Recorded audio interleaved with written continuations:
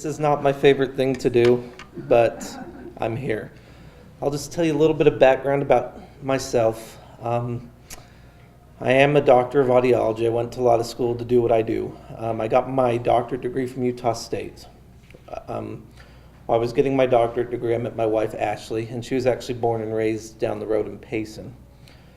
After I finished my degree, during my fourth year residency year, I worked at Salt Lake Hearing and Balance Center. So I was doing that for a year, and then a big ENT group in Texas really liked me, and we got hired away. And we moved to Texas, and we were there for 5 years. I had a great opportunity to work with a lot of great people, do a lot of great things. And then my wife gave birth to our first child, and she started getting homesick. And you know the old adage, find out where the wife's from, because that's where you're going to end up? Yeah, living proof. So one thing led to another, and we had the opportunity to find a job back here in Utah County and working for Timpanogos Hearing and Balance. And we've been here for about 18 months, a little bit longer. And so that's a little bit about me. Timpanogos Hearing and Balance, the company, the organization, it's a 2-office clinic, one here in Spanish Fork, and then the main office, which is started in American Fork. It was started by Dr. Lane Garrett, who's also an audiologist. Dr. Garrett started the clinic with him being the audiologist, his wife being the business manager, his mother-in-law helping be receptionist duty and that sort of thing. And over the last 12 years, it has blossomed into what it is today. One of the things we're really proud of at Timpanogos Hearing and Balance is for the past 5 years, we've won the best of state for audiology services, which we're proud of because it's not a popular vote. It's something that people have to work for, enter in, and do that. So we've worked really hard at that. We're continuing to try to have ways which we can help our community, help our profession, help those sort of things, which helps us to keep that best in state status. And then at our office here in Spanish Fork, I have the opportunity to work with Miranda, which you know. She's wonderful, she's great. Without her, our office would crumble, and I'd have to do things that I'm not very good at. So I'm very grateful for her. Even more than all that, I grew up with a sister who was born with a significant amount of hearing loss.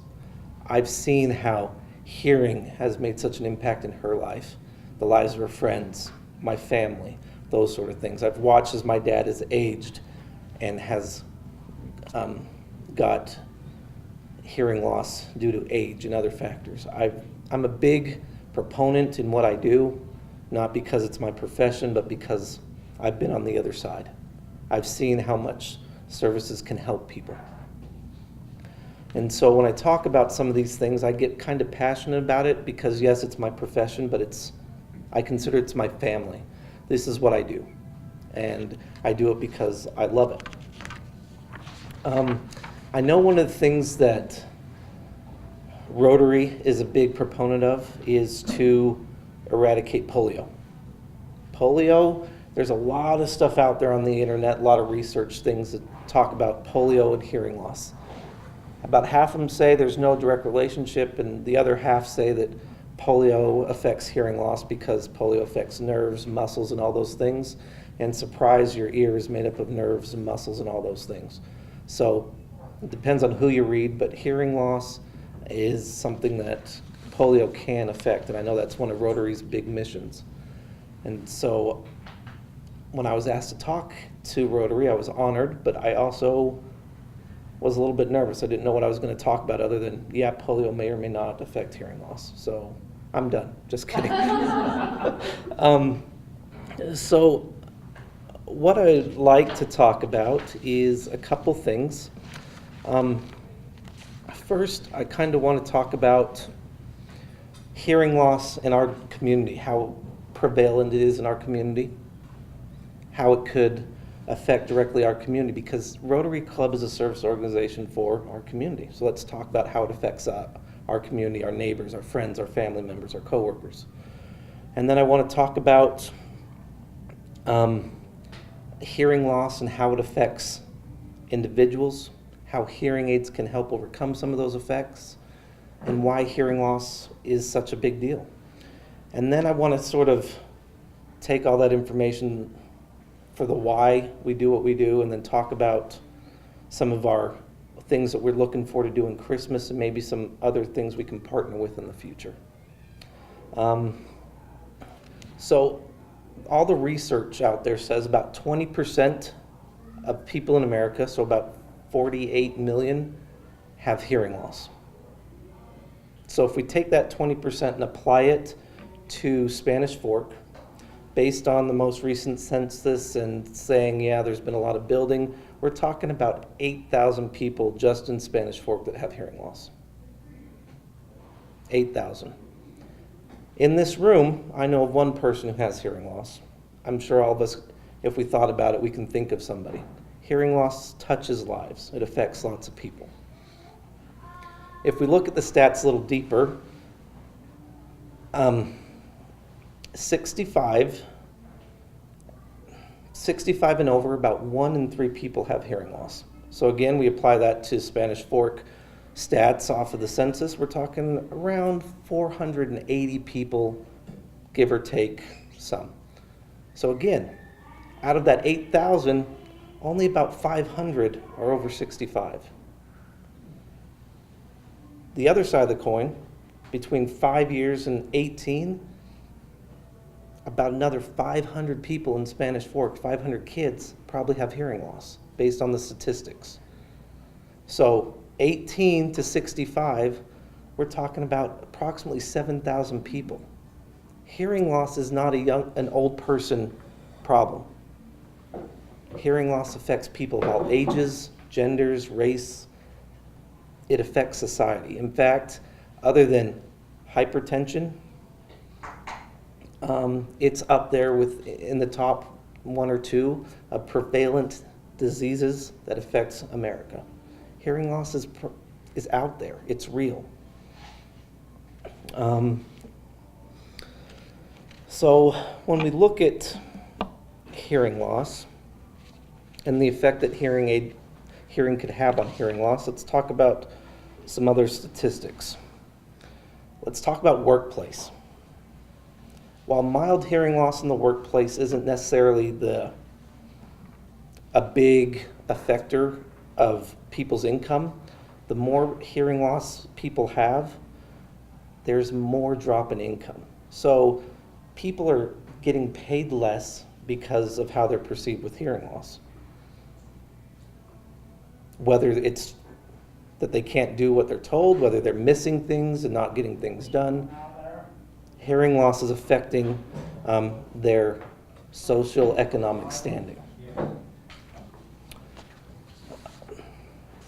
Uncorrected hearing loss has been statistically shown to lead to a bigger increase in depression.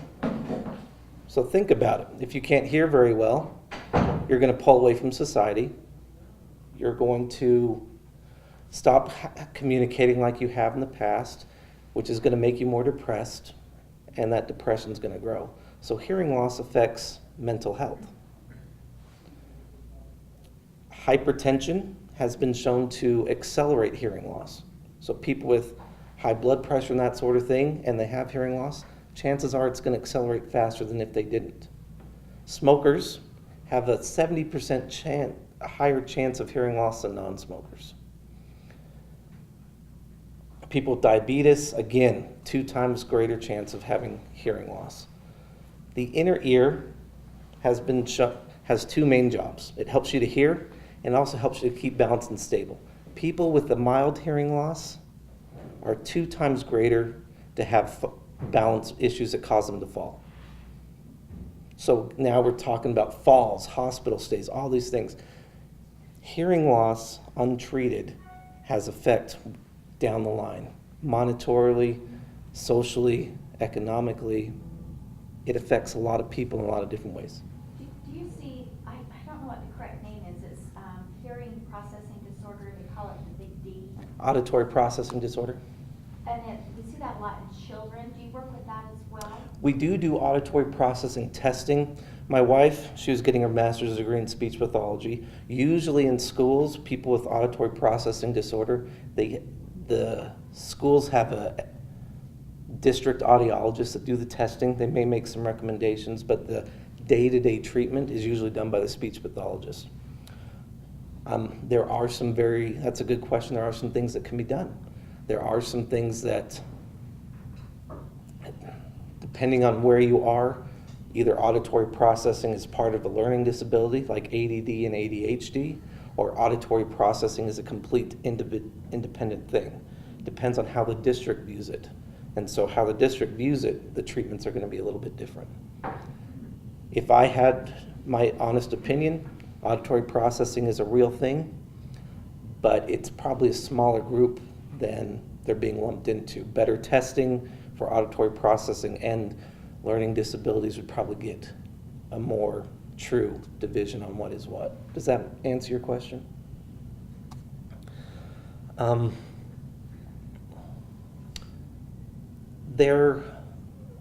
Recently there's been a lot of press about hearing loss and how it affects things cognitively.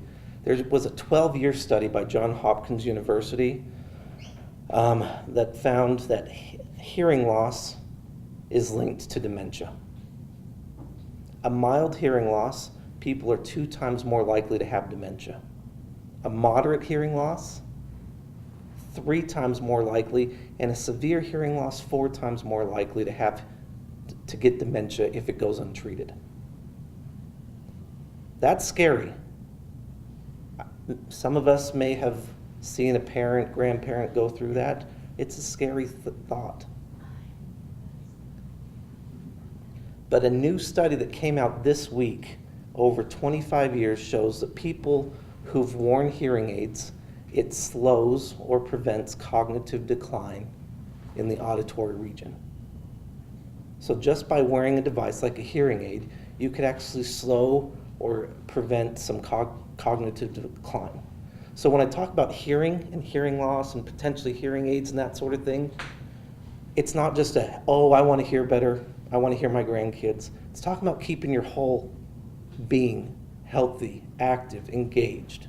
But I bet you really have to educate, because I wouldn't have thought that. Exactly.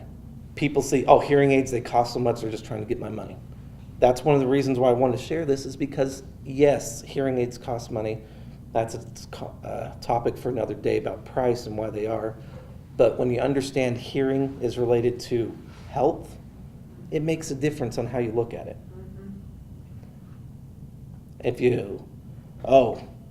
that person's just stupid. No, they have a hearing loss that's untreated. All of a sudden you treat it and it's a totally different person.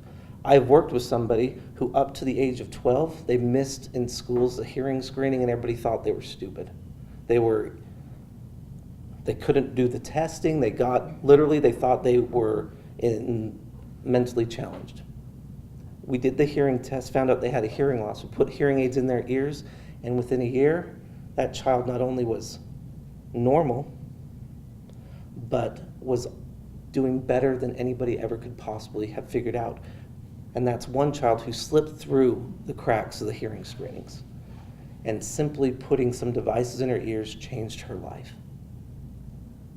This is why I'm passionate about what I do. Because of my sister, because of experiences like that. I've seen people who've been told, you've got to live with this. And all of a sudden we say, you don't have to live with it. We can't bring your hearing back to normal, but we can make it better, and it changes their life. I don't want my grandma to be stuck at home watching TV so loud that I can hear when I pull up in the parking lot. That doesn't help her brain. All of a sudden we put hearing aids in her ears and she's social. She's doing all these activities again. She's getting involved in the community, like Rotary, all these other organizations. That has an impact not only for me and my grandma, but her in her community. Hearing loss is something that we can take care of in many ways.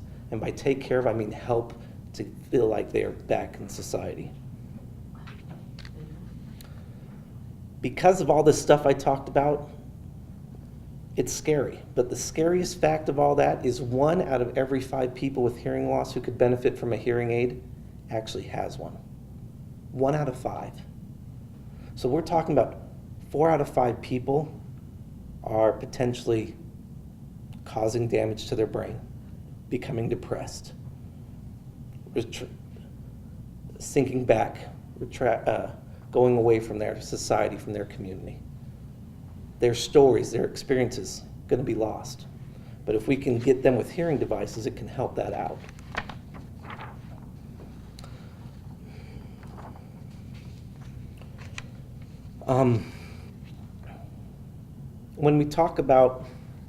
When I was asked to do this, I wanted to bring up these stats, and then I want to talk about kind of the evolution that we've had at Timpanogos Hearing and Balance with what we do at Christmas time.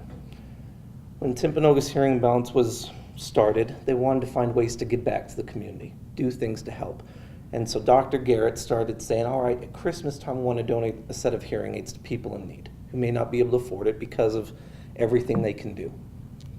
And so it was it started off by, we've had people come in who love hearing aids that can't afford it, and it sort of snowballed from there to becoming, hey, let's get people involved to vote on it, to a popular vote on Facebook.